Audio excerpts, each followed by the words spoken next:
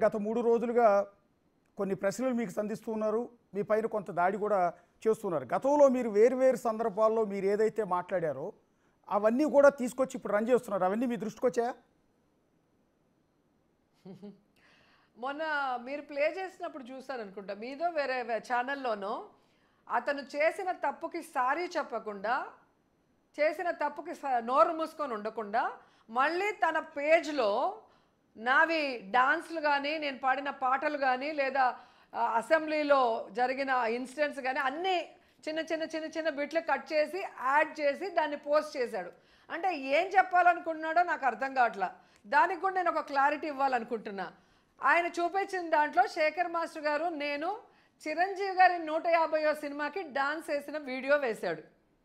అదే శేఖర్ మాస్టర్ గారు డాన్స్ మాస్టర్గా 150వ సినిమాలో చిరంజీవి గారి కాజోల్కి సేమ్ మూమెంట్ కంపోజ్ చేసి చేయటం జరిగింది.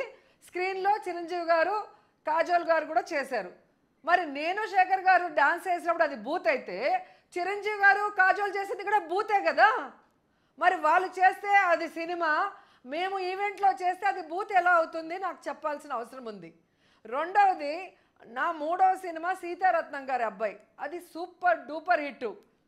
ఆ సినిమాలో ఒక సూపర్ హిట్ సాంగ్ని ఒక ఈవెంట్లో పాడమంటే, ఒక ఈవెంట్లో నా హిట్ సినిమా నా మొగుడే బ్రహ్మచారి నేనేమో కన్యాకుమారి అని హిట్ సాంగ్ నేను పాడితే అది బూత్ అంట. మరి ఆ సినిమాలో పెట్టినప్పుడు సెన్సార్ వాళ్ళు ఏం చేస్తూ ఉంటారు? రిలీజ్ అయినప్పుడు ప్రజలు దాన్ని ఎట్లా సూపర్ హిట్ చేశారో చెప్పాల్సిన అవసరం ఉంది. ఇంకొకటి, అసెంబ్లీలో అప్పుడు ఏదైతే తెలుగుదేశం పార్టీ నన్ను బ్యాడ్ చేయాలని కట్టింగ్లు చేసి పెట్టిందో అవన్నీ వేస్తున్నారు. సో దీన్ని బట్టే మీకు తెలుస్తుంది అతను చేసింది తప్పు అని అతనికి తెలిసింది. రాష్ట్రమంతా తన పేరు భ్రష్టు పట్టిపోయిందని భానుప్రకాష్కి తెలిసింది. సో దాని నుంచి తప్పించుకోవడానికి ఆవిడ ఇలా ఆవిడ ఎలాగ తర్వాత ముందు నువ్వు ఎలా మాట్లాడతావు, ఒక మహిళ గురించి, ఒక గృహిణి గురించి, ఒక ఎక్స్ మినిస్టర్ గురించి, ఒక ప్రముఖ హీరోయిన్ గురించి ఎలా నువ్వు అంత చీప్గా మాట్లాడతావు? దానికి సమాధానం చెప్పు. దాని మీద పోలీసులు కేసు ఫైల్ చేసి అతన్ని రిమాండ్ పంపించాలి. ఎందుకంటే ఈరోజు వైఎస్ఆర్సీపీలో నుంచి తెలుగుదేశం పార్టీకి వెళ్ళారు కాబట్టి ప్రశాంత్ గారి మీద అంత ప్రేమ ఒలకించి రాష్ట్రం అంతా ఏదో డిస్కషన్లు పెట్టి ఇష్యూ అయిపోయినట్టు కేసులు పెట్టి లోపలేశారు కదా. మరి ఇప్పుడు ఎందుకు చేయట్లేదు?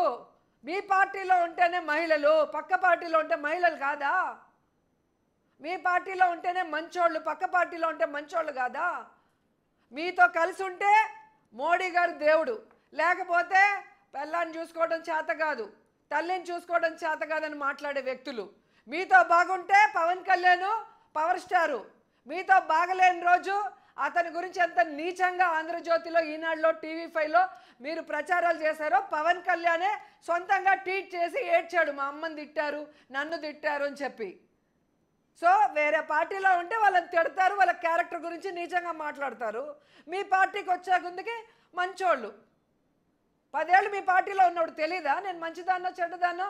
మరి చెడ్డదాన్ని అన్నప్పుడు 10 ఏళ్ళు ఎందుకు పెట్టుకున్నారు మీ పార్టీలో? మహిళా అధ్యక్షురాలు పదవి ఎందుకు ఇచ్చారు? 2 సార్లు ఎమ్మెల్యే సీట్ ఎందుకు ఇచ్చారు?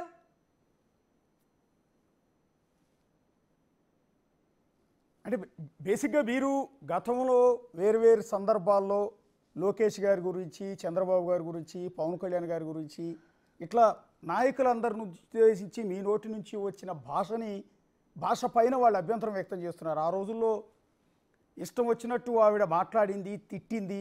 సో దానికి ఇప్పుడు ఒక మాట అనగానే దాన్ని సింపతిగా క్రియేట్ చేసుకునే ప్రయత్నం చేస్తోంది అనేది వాళ్ళ నుంచి వస్తున్న ఒక ఆరోపణ.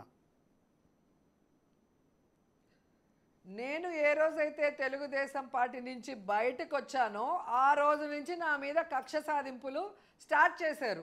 ఫస్ట్ ఐరన్ లెగ్, ఆవిడ వెళ్ళటం వల్లే రాజశేఖర రెడ్డి గారు చనిపోయారు, ఆవిడ వెళ్ళటం వల్లే జగన్మోహన్ రెడ్డి గారు జైలుకి పోయారు, ఆవిడ వెళ్ళటం వల్ల ఆయన సీఎం అవ్వడు అని ఎన్నో చెప్పారు.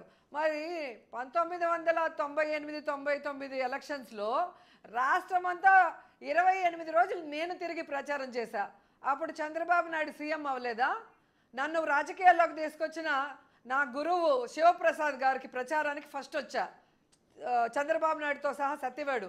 ఆయన గెలిచి మంత్రి అవ్వలేదా? మరి నేను ఐరన్ లెగ్ అయితే వీళ్ళు ఎలా మంత్రి అయ్యారు, ముఖ్యమంత్రి అయ్యారు? ఎందుకు నాతో 28 రోజులు ప్రచారం చేసుకున్నారో చెప్పాలి.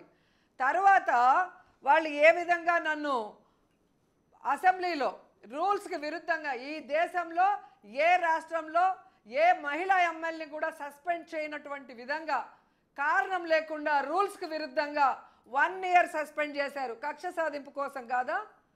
ఆ తర్వాత మహిళా పార్లమెంట్కి రమ్మని నగిరికి ఇన్విటేషన్ ఇచ్చి, హైదరాబాద్కి ఇన్విటేషన్ ఇస్తే, నేను విజయవాడలో దిగినాక నా గన్మ్యాన్ని కూడా కస్టడీలోకి తీసుకొని నన్ను ఆ యొక్క ఏరోడ్రామ్లో వెనక నుంచి తీసుకెళ్ళి నన్ను చంపాలన్న ప్రయత్నం ఎందుకు చేశారు? నన్ను ఎందుకు పిలిచారు? వచ్చిన తర్వాత నన్ను ఎందుకు చంపాలని చూశారు? ఇవన్నీ కక్ష సాధింపు కాదా? మళ్ళీ ఈరోజు మీరు చూస్తే మేము అధికారంలో ఉన్నప్పుడే ఏ విధంగా బండారు సత్యనారాయణతో ఎంత సిగ్గు లేకుండా ఎంత నీచంగా మాట్లాడిచ్చారు. మరి మీ పార్టీ నుంచి ఎందుకు సస్పెండ్ చేయలేదు బండారు సత్యనారాయణని? అయ్యన్న పాత్రుడు ఎంత నీచంగా మాట్లాడాడు మహిళా అఫీషియల్స్ గురించి, మా పార్టీని ఆడవాళ్ళ గురించి. ఎందుకు అతన్ని సస్పెండ్ చేయలేదు? మహిళల్ని అవమానించిన అచ్చెన్నాయుడిని ఎందుకు సస్పెండ్ చేయలేదు? ఎవడు తప్పు చేస్తే, ఎవడు ఎన్ని రకాలుగా మాట్లాడితే వాళ్ళకి ఫస్ట్ ప్రయారిటీ ఇస్తున్నారు పార్టీలో. దానికి పోటీ పడి ఈరోజు భానుప్రకాష్తో సహా మమ్మల్ని మాట్లాడటం తప్ప మరొకటి ఉందని అడుగుతున్నాను. నేను మాట్లాడేది ఎప్పుడూ కూడా పొలిటికల్గా మాట్లాడతాను. ఒక పొలిటికల్గా వాళ్ళు ఇచ్చిన వాగ్దానాలో, వాళ్ళు చెప్పిన మాటలో ఆపోజిట్గా వాళ్ళు చేసినప్పుడు మీరు ఇది చెప్పారు, ఇది చేయలేదు అనేది నిలదీసి అడుగుతాను. దానికి బూతులకి చాలా తేడా ఉంది. ఈరోజు చిన్న విషయం ఎట్లవుతుంది? బాను మాట్లాడిన మాటల్ని చంద్రబాబు నాయుడు గారు కానీ పవన్ కళ్యాణ్ కుటుంబాన్ని ఎవరైనా అంటే ఊరుకుంటారా చెప్పండి. అంటే మేమేమి, మాకు మనసు ఉండదు, మా కుటుంబ సభ్యులకి మనసు ఉండదు, వాళ్ళకి ఎమోషన్స్ ఉండవా? ఒక్కసారి మీరు గతంలో మాట్లాడిన మీకు జరుగుతాయంటే కేసులు పెడతారు, రిమాండ్కి పంపిస్తారు. మమ్మల్ని తిడితే మాత్రం కేసు ఫైల్ చేయరు, పంపించారు. ఇదేం న్యాయం?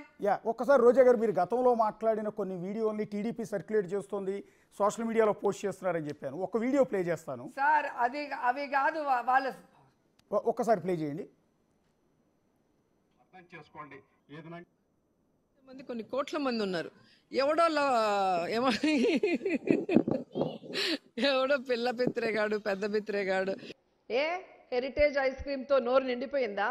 నీ నోట్లో ఏమన్నా హెరిటేజ్ ఐస్ క్రీమ్ పెట్టుకొని ఉన్నావా అని అడుగుతున్నా. పచ్చకామెరలోడికి లోకమంతా పచ్చగా ఉంటుందని సామెత ఉంది. ఆ రకం అయిపోయింది లోకేష్కి.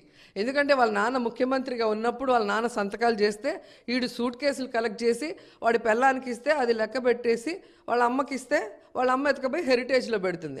పిల్ల పిత్రేగాడు, వార్డు మెంబర్కి ఎక్కువ, ఎమ్మెల్యేకి తక్కువ లోకేష్ గాడు. వీడు ప్రతి కాన్స్టిట్యున్సీకి వెళ్ళి ప్రతి ఒక్కరిని కూడా ఏ విధంగా రెచ్చగొట్టే విధంగా మాట్లాడుతున్నాడు ఎమ్మెల్యేలని, మంత్రుల్ని. అంటే వీడు న్యూస్లో ఉండటం కోసం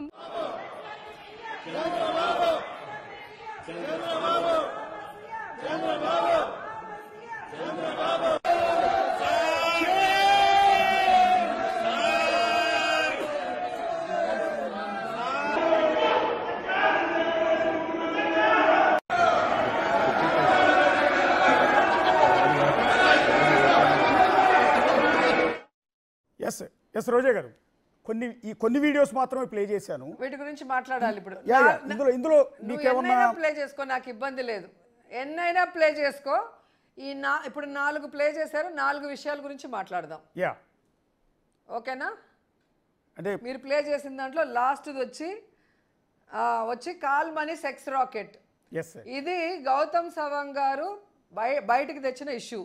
200 సీడీలు దొరికాయని ఆయనే ప్రెస్ ముందర సీడీలు చూపించారు. ఆడవాళ్ళకి వడ్డీకి డబ్బులు ఇచ్చి వాళ్ళు వడ్డీ ఇవ్వకపోతే వాళ్ళ కూతుర్లను శారీరకంగా వాడుకున్నారు. అవి వీడియోలు తీసి వాళ్ళని బ్లాక్మెయిల్ చేశారని సాక్షాత్తు తెలుగుదేశం పార్టీ అధికారంలో ఉన్నప్పుడు గౌతమ్ సవాంగ్ గారు బయట పెట్టిన సీడీలు. దాంట్లో టీడీపీకి సంబంధించిన ఎమ్మెల్సీలు, ఎంపీలు, ఎమ్మెల్యేలు ఇన్వాల్వ్ అయ్యారని వాళ్ళు ప్రూఫ్లు చూపించినవి. దాని మీద as a MLA, as a AP MLA, as a మహిళగా నేను ఫైట్ చేశాను. ఫైట్ చేసినప్పుడు అది మీరు చూపిస్తున్నారు కదా, ఆ వీడియో ఏంటంటే పీతల సుజాత గారు మధ్యలో లేచి మాట్లాడుతున్నారు. నన్ను అప్పుడు కంట్రోల్ చేయడానికి అనిత గారిని పీతల సుజాత గారిని లేపుతారు.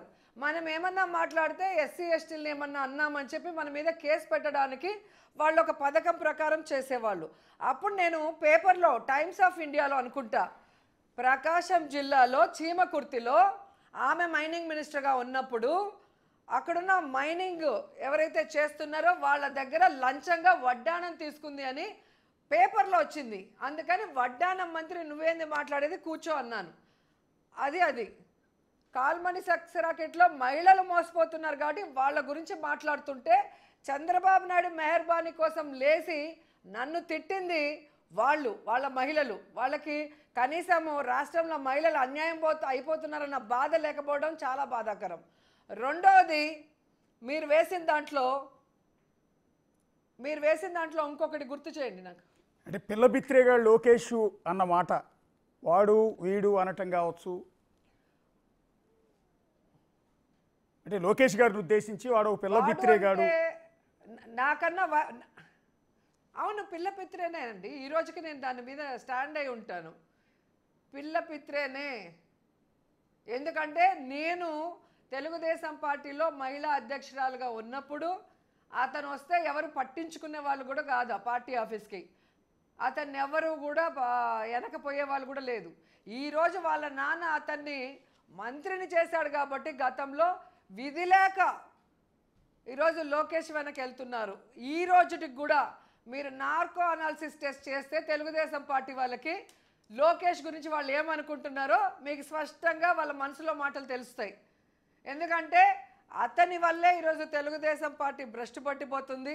అతని వల్లే సంవత్సరం లోపే ఆంధ్రప్రదేశ్లో కూటమి ప్రభుత్వం ఈరోజు ప్రజలు అసహించుకునే పరిస్థితికి వస్తుంది.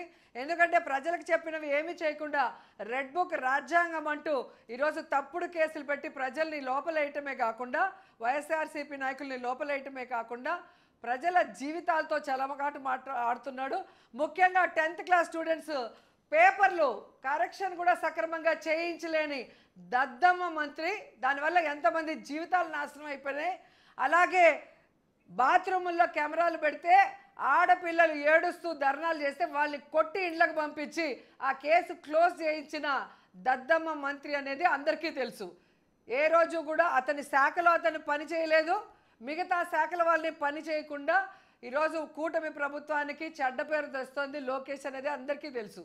కాబట్టి ఎవరు ఆయన గౌరవం ఇచ్చి మాట్లాడే పరిస్థితి లేదు.